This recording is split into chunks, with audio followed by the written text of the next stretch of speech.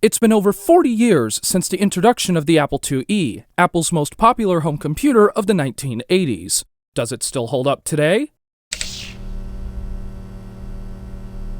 Before we get to the system itself, I should probably give a brief background. The origins of the Apple IIe date back to the original Apple II. Released in June of 1977, the Apple II was Apple's first mass-produced home computer, and helped kickstart the home computer revolution, alongside the Commodore PET and the Radio Shack TRS-80. It was also a huge step up from its predecessor, the Apple I. The two not only had a built-in keyboard, power supply, and enclosure, but also had a feature that other computers at the time lacked: color. This made the Apple II one of the more advanced machines of the time, and it would take a few years before the competitors would catch up. However, it also came at a rather high price, making the Apple II the most expensive computer of the Trinity. Despite sluggish sales upon release, the Apple II would go on to be a success, particularly with schools and businesses, and would also launch the careers of some well-known programmers, including Ken Williams, Richard Garriott, and John Romero. By 1979, nearly 50,000 units had been sold, with the system making its way outside the US, particularly in Europe and Japan. That same year, the Apple II received a Plus model, which brought in some upgrades and was sold at a slightly lowered price. Bell & Howell even got into the mix, selling a special version of the II Plus in a snazzy black enclosure, exclusively to the education market. The Apple II was also one of the first home computers to spawn clones, most notably from Franklin Computer, whom Apple infamously sued over copyright infringement. Despite plans to discontinue it in favor of the ill-fated Apple III, the Apple II continued to run strong, with nearly 3/4 of a million units sold by the end of 1982. This takes us to the third model, which originally started development in 1980 under the codename Diana, and later Super II. It was officially introduced as the Apple IIe on January 19, 1983, at a starting price of $1,395 US. The E stood for Enhanced, giving the system its full name, Apple II Enhanced. It was introduced alongside the infamous Apple Lisa, which, despite being the first commercially released computer with a graphical user interface, sold for the equivalent of 7 Apple IIes. You can probably tell which one did better. Design-wise, the IIe looked similar to its predecessors. It came in a durable plastic beige case that was made to look more like a home appliance, something that Apple products in later years would follow. The enclosure is largely based on the original Apple II case, designed by Jerry Manick, who would later go on to help co-design the original Macintosh. The front of the system is about as basic as you can get, starting with the keyboard. The Apple IIe had a revised 63-key keyboard, 11 keys more than the previous models. The most notable additions were the Delete and Tab keys, 2 Apple modifier keys, the up and down arrow keys, and a caps lock key, just to name a few. The keys are also colored gray instead of dark brown, like the previous models. The giant white power light from the previous models was also replaced with a generic green LED. On the top of the system is the Apple IIe nameplate, with the IIe being separated from the Apple logo. The back of the system consists of a single RCA composite video jack, 2 audio jacks for input and output, a 9-pin DE9 joystick port, and the power supply. Through the video jack, the Apple II could natively support displays or TV monitors. However, it was possible to use the system with a regular television set, using an RF modulator, which was sold separately. The video jack also had a common issue, where it sometimes makes a loose connection. This is primarily due to how the video jack was soldered to the board, but thankfully there are permanent fixes to the issue. The joystick port on the IIe is the same connector used in the Commodore and Atari systems of the time, only this one is gender bent.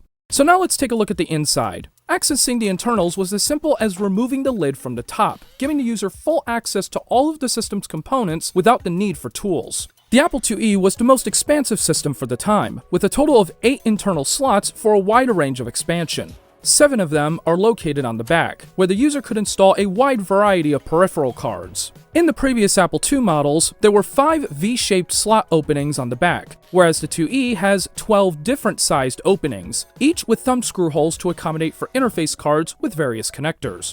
Below the main slots is an auxiliary slot, used for special expansion cards.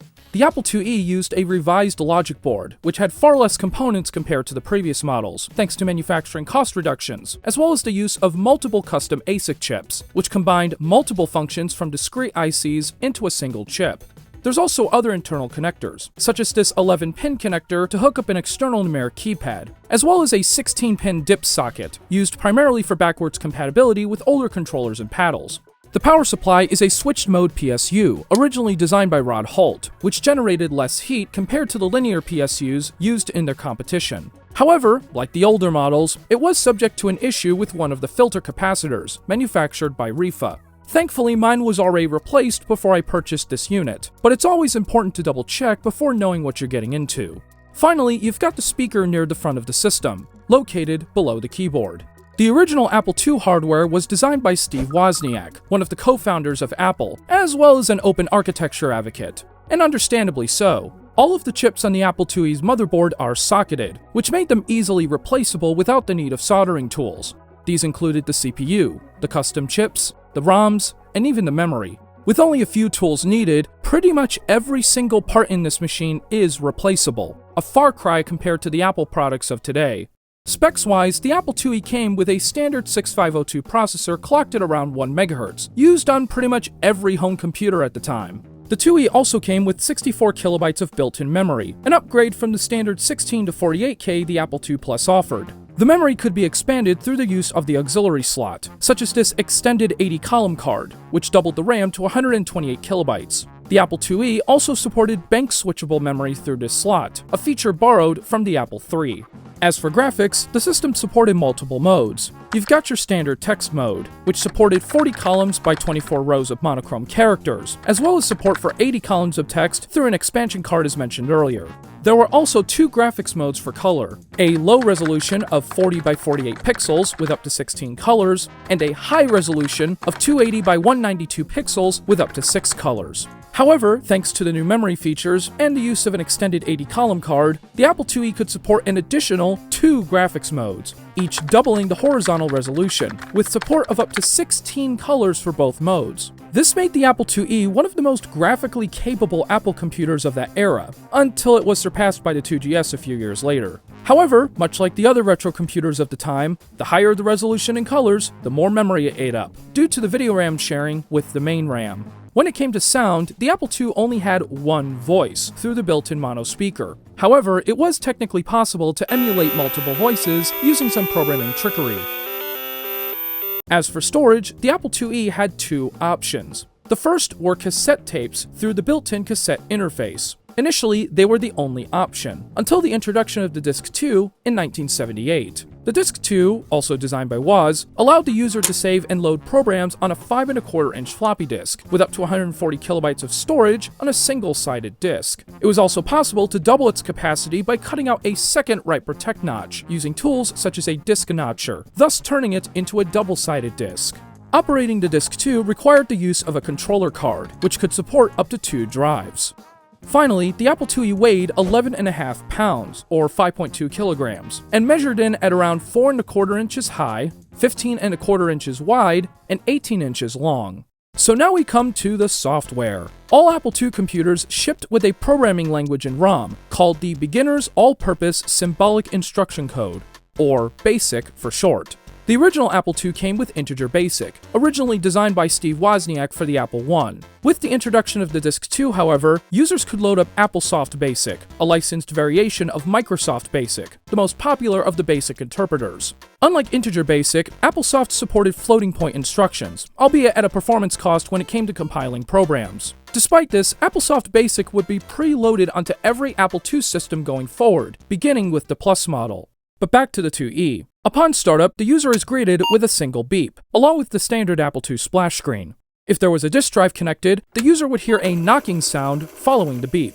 Now the reason for that was primarily due to technical limitations. You see, Apple II disk drives lacked a sensor, which would have figured out where the read head was. So to get around this, the computer would send a command to back the read head per track 40 times whenever it's powered on or reset. So it's always guaranteed that the read head is at the first track.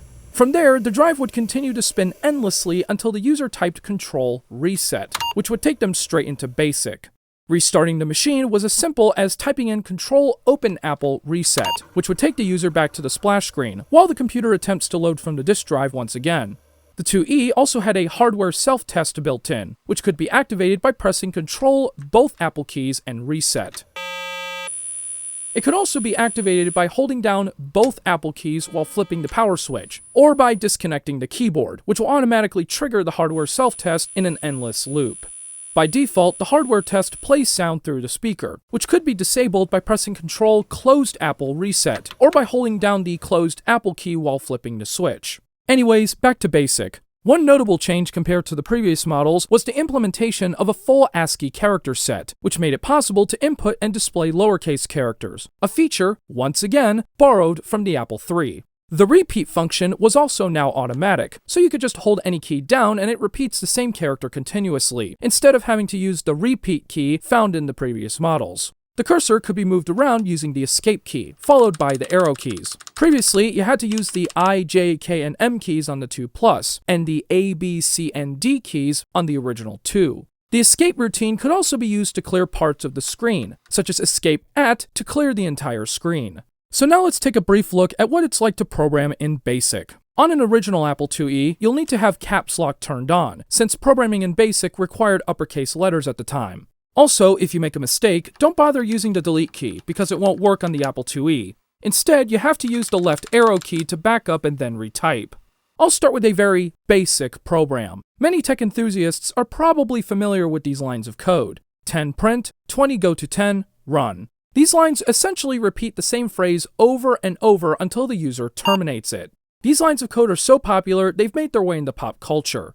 But BASIC is more than just print commands. It was a way for beginners to learn how to program on computers, and this was a standard practice back in the day. People, particularly students, could start making their own programs right out of the box, run them, and be proud that they learned something new. Most BASIC programs were usually written in 40-column text mode, but it was possible to write BASIC programs in 80 columns using the aforementioned expansion card. This was possible by typing in PR#3, which activates the 80-column card in the auxiliary slot. From there, you could switch between the two modes, using Escape 4 and Escape 8 respectively. With the rise of BASIC came books. One of the most popular was Basic Computer Games in the late 70s, notable for being the first computer book to sell over 1 million copies. In this book, users would type in code from the pages and play all sorts of games, such as Hangman, Guess, Rock, Paper, Scissors, Synonym, and Tic-Tac-Toe. But as mentioned before, the Apple II had different graphics modes, and AppleSoft Basic made it possible to create graphics very easily just by using a few specialized commands. To activate the low-res graphics, you'd simply type in GR. Notice the text area has been reduced to 3 columns at the bottom, and there's also green and purple colors surrounding the text. The rest of the picture is a 40 by 40 pixel grid. From there, you could use commands such as color, plot, H-line, and V-line to create graphics that would have not been possible on other computers, at least without having to buy an expansion device of some kind. To activate the high-res graphics, you'd simply type in HGR. In this mode, the regular graphics commands have been replaced with H-color and H-plot, and are often used for things like drawing graphs or creating a moire pattern, just to name a few. And like I said earlier, it was possible to use both graphics modes in 80 columns. It involved using a poke command, and then activating said graphics modes like before. To switch back to the regular text mode, you'd simply type in text at the prompt.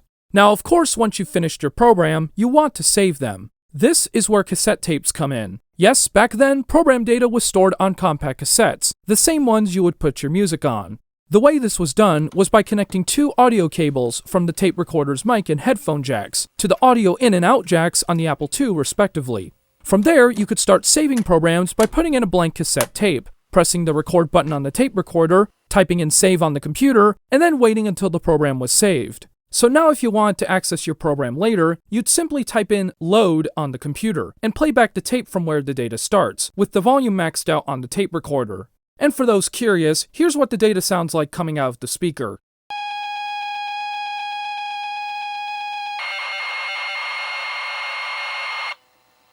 Now, if you were storing multiple programs on one tape, you'd have to keep track of where they are in the cassette. Some tape recorders had a counter built in, so the user could keep track of what revolution number they need to start at in order to load the other program. Sure, this process was a bit complicated, but it was the most inexpensive option for storing multiple basic programs at the time. Now, I don't have any original cassette games to demonstrate with my Apple IIe system. However, there is a modern solution to loading cassette games using a service called the Apple Games Server, which allows one to play Apple II games from their phone or computer. All that's needed is an audio cable going from the computer's cassette out jack to a smartphone, and then picking the game of choice. On the computer, the user would run the load command like before, and then play back the WAV file on the phone with the volume maxed out. From there, you just let the computer do its thing, and voila! Using the Apple Game Server, I was able to play some classic arcade games, such as Pac-Man, Miss Pac-Man, Pac-Man clone Jawbreaker, Dig Dug, Burger Time, Frogger, Mario Brothers, and everyone's favorite puzzle game, Tetris. Now, even though tapes were inexpensive and technically had more storage, they were also rather slow and pretty unreliable, even back then. This is where discs come in handy. Many pieces of commercial software for the system were issued on disk, and for good reason. They were not only faster to load, but also more reliable than using compact tapes. I'll demonstrate a few popular disk-based software, starting with Apple DOS. This was Apple's first disk operating system, released alongside the Disk 2. Apple DOS 3.3 was the version that was initially bundled with the IIe. Here, the user could list files, format disks, and save and load basic programs directly to and from a floppy. The user could also switch between Integer and AppleSoft Basic, using the INT and FP commands respectively. Other operating systems were also available, such as ProDOS, which supported larger volumes, including hard disks and 3.5-inch floppies. It's also possible to run CP/M through a Z80 processor card. Later on, the Apple II got its own graphical operating system, such as Apple II Desktop, which offered a Macintosh-like interface. Unfortunately, I don't have a mouse or joystick to work with, so I'm not able to do much with it at the moment. There was also productivity software, such as the word processor Apple Writer 2. Initially, the Apple II wasn't made for productivity software in mind, but after VisiCalc, the first spreadsheet application, gained immense popularity among businesses, the Apple II suddenly became a business machine, resulting in a huge increase in sales. But to heck with business productivity. How about business simulation instead? Lemonade Stand was one of the most popular simulation games of the early 80s, and it was all written in BASIC. But to heck with business simulation, how about some educational games? Number Munchers is a fun little math game developed by the Minnesota Educational Computing Consortium, or MECC. Now, I'm more familiar with the PC version of the game. However, I've actually never played the Apple II version, which was the first released. MECC also developed The Oregon Trail, quite possibly the most well-known educational game ever made. Is there anything else that can be said about this classic? Then you've got the arcade games, such as the Bruderbund classic, Lode Runner, which was also released first on the Apple II among other platforms. And how can I not forget about Petsky Robots? This is a more recent game developed by the 8-Bit Guy, and is also available on a wide variety of platforms. Unlike the other examples I showed, Petsky Robots is the only Apple II game I physically own. The rest were written onto blank disks using the Apple Disk Server, a sister service to the Apple Game Server. Overall, the Apple IIe delivered many great improvements over its predecessor, and is no wonder why it's considered the most popular model of the Apple II family. The IIe was widely used in schools, where students could learn how to program or learn about Western history, among other things. And despite the introduction of the Macintosh in 1984, the Apple II line continued to sell well. So what happened to the Apple IIe afterwards? In March of 1985, Apple introduced an enhanced version of the IIe, also known as the Apple II Enhanced. Apple IIe squared would have sounded better. These systems are usually identified with an enhanced sticker above the power light, but that's just the icing on the cake. The most notable hardware change was swapping the 6502 CPU with a 65C02, essentially making the IIe more compatible with its compact sibling, the Apple IIc, and to some extent the II Plus. It also replaced the original ROMs with newer versions from the IIc, which fixed numerous bugs, added new graphics characters, and it was now possible to write basic programs in lowercase. Finally, the splash screen text was changed to match the format used on the IIc. The enhanced version was made available as either a standalone unit or as an upgrade to existing Apple IIe owners, where all they needed to do was replace the CPU and ROM chips. When the Apple IIgs was released a year later, users had the option to upgrade their IIe with 2GS hardware, although very few actually took advantage of it. The final revision of the IIe came in January of 1987. It was mostly a cosmetic change, with a new platinum enclosure, and the keyboard was updated to match the layout of the 2GS, most notably the addition of a built-in numeric keypad. The number of chips on the logic board were also further reduced, and the extended 80-column card was now factory installed, giving the system 128 kilobytes of RAM standard, with support for double high-resolution graphics right out of the box. But sadly, all great things must come to an end. In October of 1990, Apple introduced the first inexpensive desktop Macs, which marked the first nail in the coffin for the Apple II. The second nail in the coffin came the introduction of the Apple IIe card in March of the following year, which essentially allowed a compatible Macintosh to run Apple II software. By 1993, the Apple II was on its way out. The 2GS had already been discontinued, which left the Apple IIe as the last of the bunch. With nearly 6 million units sold across the entire line, the Apple II was officially discontinued after production on the IIe ended in November of 1993. In the end, the Apple IIe lasted for nearly 11 years on the market, making it not only Apple's longest-selling computer, but also their second longest-selling product overall, only beaten out by the Image Writer 2. The Apple IIe card would last for another 1.5 years on the market, before it too was discontinued in May of 1995, putting an end to the Apple II platform once and for all. Despite its end, the Apple II is still beloved by many retro computer enthusiasts, and continues to live on in many forms, most notably in emulation. I got my Apple IIe at my very first trip to Vintage Computer Festival Midwest back in 2021. I think it's a great retro computer to tinker around with, especially when it comes to learning how to write programs and playing games. If you have the chance, I would suggest picking one up. Just make sure you check the power supply while you're at it. But let's face the facts. Although the Apple IIe was a successful home computer during the 80s, its popularity was no match for one of its biggest competitors. That's right, IBM. Okay, you got me. It's Commodore.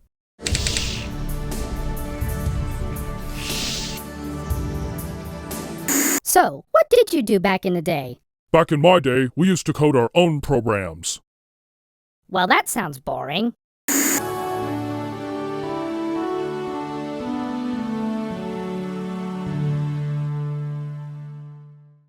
Okay, one more. That never gets old.